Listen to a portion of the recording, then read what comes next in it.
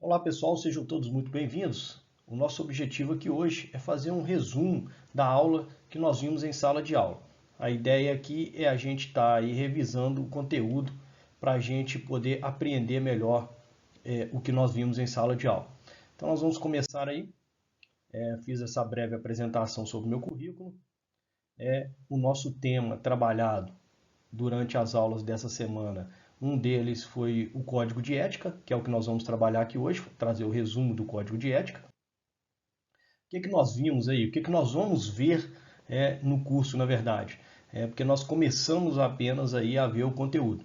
Nós vamos tratar aí durante o curso aí da estrutura e finalidade do código de ética, a aplicação, a quem se aplica o código de ética, as transgressões disciplinares, aquelas faltas disciplinares que os militares cometem, as causas de justificação, que é aquilo que vai levar a não imputação de uma sanção ao militar, mesmo que ele tenha praticado a transgressão disciplinar, as sanções, caso não haja nenhuma causa de justificação, então o militar tendo cometido a falta disciplinar, quais as sanções que serão aplicadas, o conceito do militar, que é o conceito que é a classificação através de uma pontuação, e o conceito pode ser o conceito A, B ou C, nós vamos ver aí qual que é a pontuação que vai caber em cada um desses conceitos, A, B e C aí, As recompensas, não temos só sanções no código de ética, nós temos também as recompensas.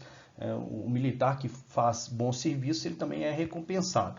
Nós vamos tratar também dos processos administrativos disciplinares, principalmente o processo administrativo de caráter demissionário, que é o PAD, o Conselho de Ética e Disciplina da unidade, que é aquele conselho que vai assessorar, é o conselho consultivo do comandante, vai assessorar o comando na tomada das decisões com relação a causas de justificação e também a aplicação de sanções, se houve ou não o cometimento de transgressões disciplinares.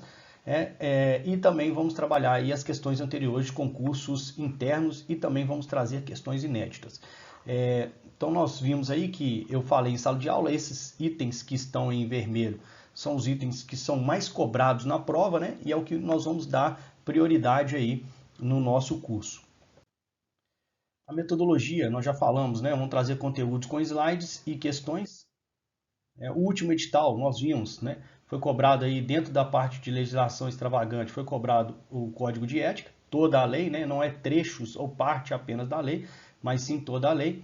A quantidade de questões normalmente em cada concurso, a gente observa aí no ano de 2021 e 2022, o concurso que está em andamento, na verdade o concurso já terminou, mas os soldados estão no curso de formação.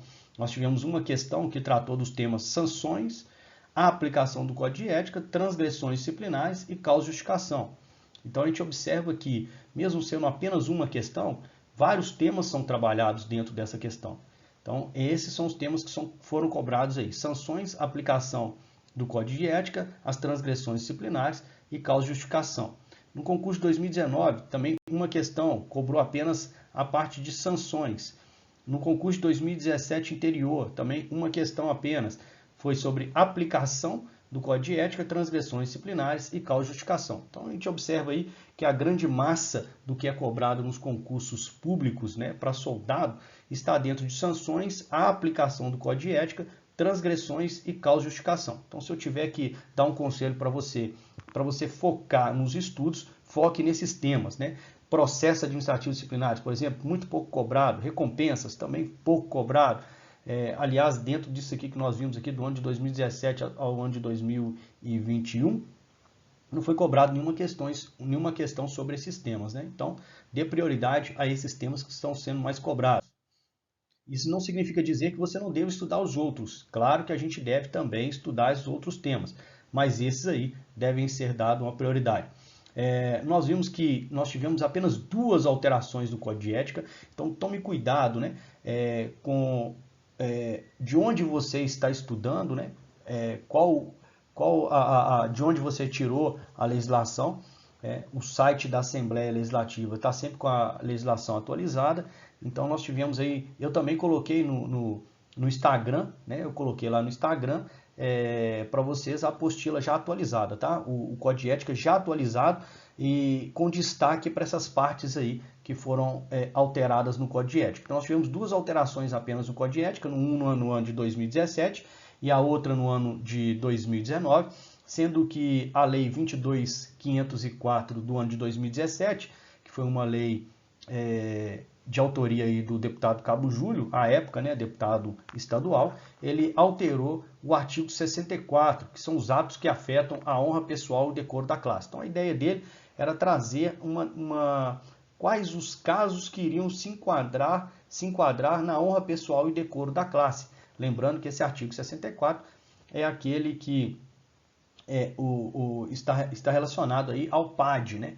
Então, são as transgressões, as transgressões disciplinares e as ações que o militar praticar que vão ensejar aí na abertura ou instauração de PAD, né? E a segunda alteração, ela é do ano de 2019, foi uma alteração proposta aí pelo deputado estadual Sargento Rodrigues, é a Lei 23.511. Ela altera o artigo 94, que traz aí o cancelamento das punições disciplinares e a reclassificação daqueles militares, né, da ativa que ficarem mais de 5 anos sem nova punição, que eles serão reclassificados no seu conceito, e também sobre a reclassificação do inativo, 2 anos de transferência para inatividade, o militar também inativo será reclassificado.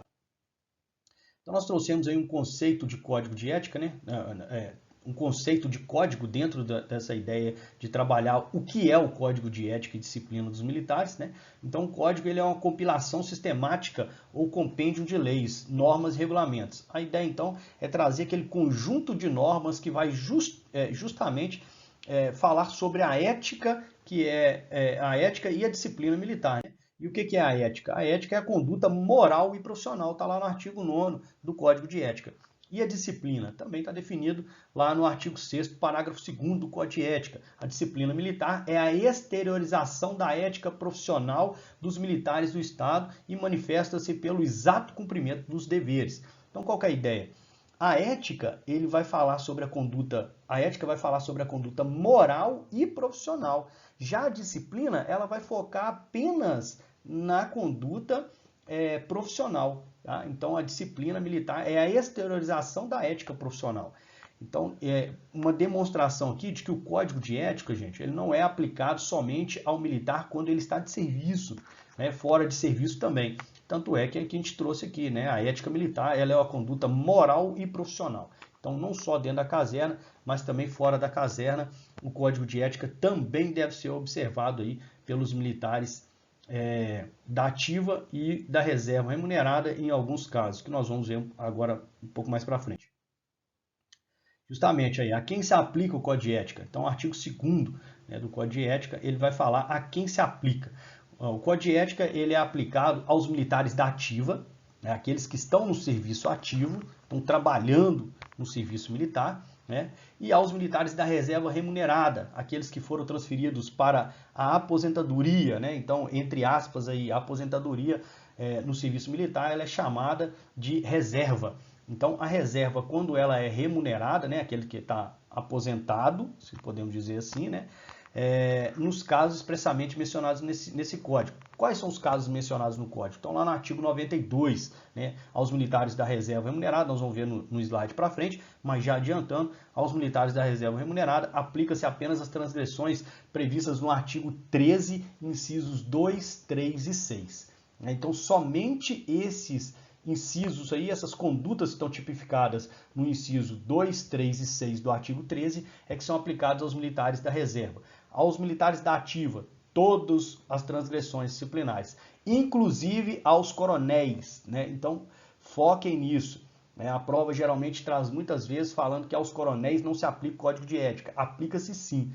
O único caso em que não será aplicado o Código de Ética para os coronéis serão os coronéis que estão na função de juízes do Tribunal de Justiça Militar. Então, os coronéis juízes militares, a esses sim, apenas esses coronéis, não se aplica o Código de Ética, porque eles têm legislação específica. Então, como eles estão a serviço da Justiça Militar, lá eles têm uma legislação específica, então, portanto, eles vão responder por essa legislação. Os demais coronéis, todos respondem sim pelo Código de Ética. E se for um coronel da reserva remunerada? Também vai responder. Porém, quais os casos? Aqueles expressos aí no artigo 92. Aqui, ó, reserva remunerada, tá? O artigo 92, a ele aí, ó. Os militares da reserva remunerada sujeitam-se apenas às transgressões disciplinares especificadas nos incisos 2, 3 e 6, né? E 6 do Código de Ética, do artigo 13 do Código de Ética, ok? E quais são essas transgressões? Precisa decorar, professor? Como eu falei em sala de aula, não precisa decorar todo o texto. É bom você ler, tá? É bom você ler sim, mas não precisa decorar todo o texto. Se você gravar apenas essas palavrinhas que estão marcadas aí, ó, que estão marcadas aqui, né? Gravemente, né? No inciso 2º, nós observamos que há essa palavrinha aqui, ó, gravemente. Então, guarde essa palavrinha. Lembrando que esse artigo 13, inciso 2º, ele está lá previsto também no artigo 64, que é um dos casos que pode ensejar em PAD, que é o processo administrativo disciplinar de caráter demissional, ok? Então, guarde essa palavrinha aqui, tá? Gravemente, isso é importante para a gente aqui. Tem que decorar essa palavrinha. Gravemente. Ao inciso 3º, grave escândalo, né? Então aqui traz essa expressão grave escândalo, que também pode ensejar, né, a prática dessa conduta descrita aí no artigo 13, inciso 3º, pode ensejar também em processo administrativo disciplinar demissionário. Por isso que está escrito aqui, ó, PAD, artigo 64, inciso 2º, parágrafo único, inciso 3º. E também, além disso, essa conduta praticada no inciso 3º do artigo 13, além de poder ensejar em PAD, também pode ensejar em disponibilidade cautelar, está lá no artigo 27, inciso 1º. O que é a disponibilidade cautelar? É o militar, quando ele comete uma transgressão, que nesse caso aí, né, essa faltar publicamente com decoro pessoal, dando causa a grave escândalo, ele pode ser retirado do local de onde ele trabalha e transferido temporariamente para outro local, para que preserve a própria imagem do militar, né? Então, se ele praticou um ato lá que causou grave escândalo numa determinada cidade, ele trabalha nessa cidade, né? Então o comandante-geral pode decretar essa disponibilidade cautelar e o militar ser afastado do seu local de trabalho. Então, esse artigo 13, inciso 3º, também é aplicado aos militares da reserva remunerada. Então, gravem essa expressão, grave escândalo. E, por fim, né, o último inciso que é aplicado aos militares da reserva remunerada é o artigo 13, inciso 6º, que também traz a palavrinha escândalo. Então, o que a gente precisa decorar são apenas essas três aí, gravemente, grave escândalo e escândalo. Então, se você guardar, né, todas que têm escândalo, ok, o militar aplica-se aos militares da reserva remunerada. E o gravemente também se aplica aos militares da reserva remunerada. E qual que é a sanção que pode ser aplicada, professor, para os militares da reserva remunerada? Como eles já aposentaram, né? Aposentaram entre aspas, né? Foram transferidos para a reserva remunerada, não se aplica outra transgressão, senão a perda do posto ou graduação. Posto se for oficial, né? E graduação se for praça. Está previsto lá, né, essa sanção, e está prevista no artigo 24, inciso 7. Então, guardaram aí? Gravemente, grave escândalo e escândalo, né? Então, se você guardar essas duas palavrinhas aí, gravemente e escândalo, está resolvida a situação, né? Se cair uma questão perguntando qual das transgressões abaixo é aplicada aos militares da reserva remunerada, e te lança lá o texto, né? A tipificação dessas transgressões, é só você lembrar dessas três palavrinhas aí. Se alguma delas tiver alguma dessas duas palavrinhas, né?